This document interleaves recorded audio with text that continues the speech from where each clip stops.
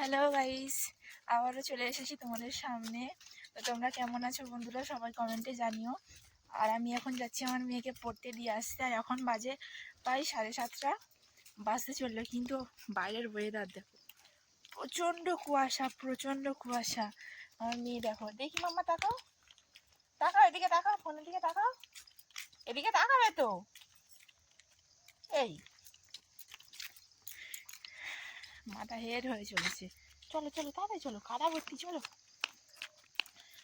কি অবস্থা বাইরে, পুরো অন্ধকার, মনে হচ্ছে না যে 7:30 বাজে, পুরো অন্ধকার। কিন্তু ঠান্ডাটা কম আছে, কুয়াশা পড়ুক, ঠান্ডাটা কম আছে। তো চলো, শুরুটা এভাবেই হচ্ছে। মেয়েকে দিয়ে আসছি, এসে কাজকর্ম সারবো। চলো। হ্যাঁ, বাইক এসেছে। চলো চলো, দেখি এদিকে, তাকাও দেখি, মুখ খুলে যাচ্ছে কি, খোলে না তো। চলো তাদের, চলো।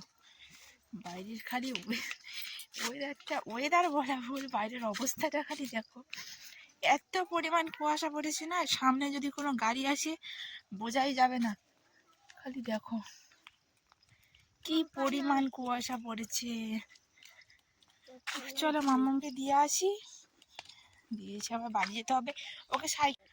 তো ওকে প্রত্যেকদিন সাইকেলে করেই দিয়ে আসা হয়, নিয়ে আসা হয়। বাট আজকে মানে বাইরের অবস্থা দেখে আমি আর হাওয়াটা আর গায়ে লাগালাম না। সাইকেল চালালে যে হাওয়াটা গায়ে লাগবে ওটা খুব খারাপ, ঠিক আছে। এমনি ওয়েদার আজ গরমকাল ঠান্ডা, মানে ওয়েদারটা প্রচণ্ডই খারাপ। তারপরে সাইকেলে হাওয়া খাওয়ানোটা মোটেও ঠিক নয়। আর আজকে বাইরের অবস্থাটা তো দেখালাম, প্রচণ্ড বাজে।